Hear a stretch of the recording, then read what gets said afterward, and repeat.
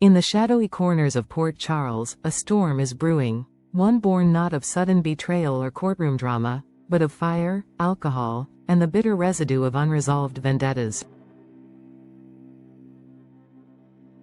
As the week unfolds from June 30th to July 4th, the long simmering tension between Sonny and Sidwell inches dangerously close to detonation, and those caught in the middle may not survive the fallout. The conflict, once whispered between backroom deals and cold stares, is now roaring to life with deadly consequences, and Natalia, already on the edge, may become its first true casualty. It begins not with a gunshot, but with smoke. Charlie's bar, the long-standing neighborhood watering hole, erupts into chaos as flames threaten to consume everything inside. Christina, Sonny's daughter and a regular behind the bar, is working that night. Whether by fate or folly, she finds herself at ground zero. The question is simple but chilling: is she Sidwell's target, or just collateral damage in a war that has spun violently out of control? The fire might have been intended as a warning, a flare of dominance thrown across Sonny's territory. But with Christina inside, the gesture becomes an act of open aggression.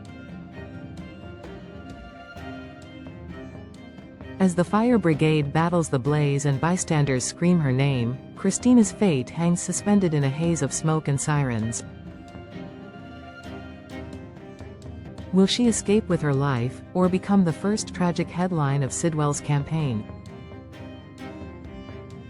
Even as firefighters pull charred debris from the wreckage, another tragedy simmers miles away behind the heavy curtains of a luxury hotel. Natalia, once a poised public figure and now a woman unraveling at the seams, sits slouched on a couch with a glass of regret in one hand and the ghost of a promise in the other. She had believed Sonny would start over with her, that whatever lay ahead, some sun-drenched exile or hidden sanctuary, would be shared. But when the truth struck, that she would leave alone while Sonny stayed behind, it shattered her. Her addiction to alcohol, once suppressed by dignity and denial, returns with violent force. Marco, her son, had sensed the danger before anyone else. A lifetime raised in the orbit of criminals had taught him well: people who pose threats to powerful men tend to disappear. Natalia had knowledge, dangerous, incriminating knowledge, and had once entertained the idea of cooperating with authorities. That alone would have painted a target on her back. Her refusal to play the part Sonny scripted for her only heightened the risk.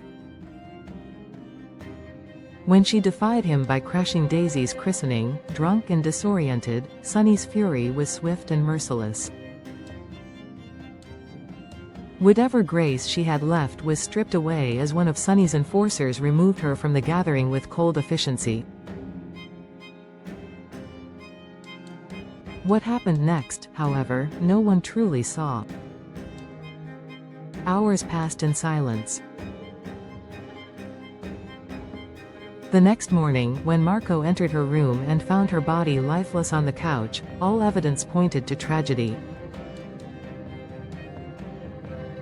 The stench of alcohol lingered in the air, and her pale face was frozen in a final expression of sorrow and defeat. But Marco saw more than alcohol poisoning, he saw murder.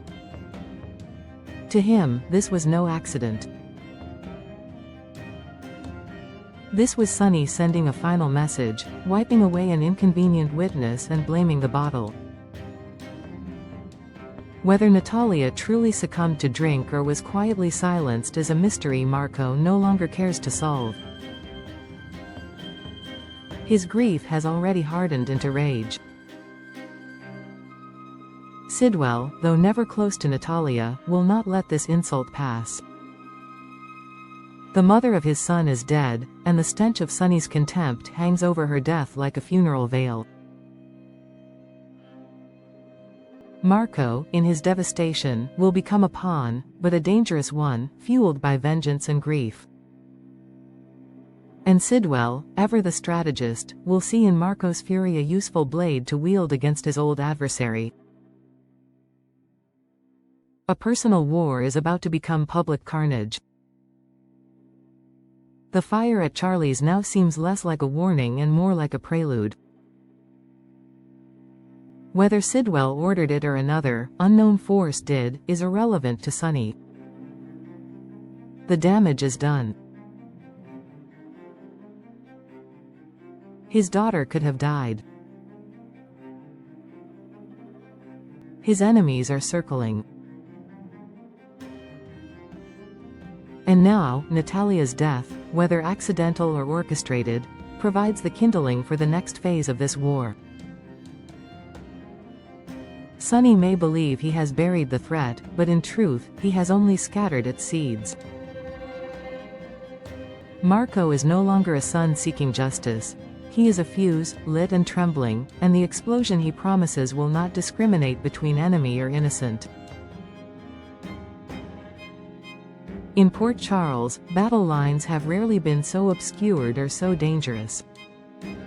If Sidwell retaliates with the force everyone expects, then no one tied to either man will be safe. Allies will fall. Secrets will surface. Old crimes, long buried, may be exhumed under the pretense of revenge. The families they claim to protect, Christina, Marco, Daisy, are the ones most likely to bleed in the name of power. As the 4th of July nears, its fireworks may be less celebratory and more prophetic. What began with a fire may end in blood. What looked like a drunken fall may spiral into a murder investigation. And what was once a feud between two criminals may grow into a war that consumes Port Charles itself. The question now is not who will fire the next shot, but who will still be standing when the smoke clears.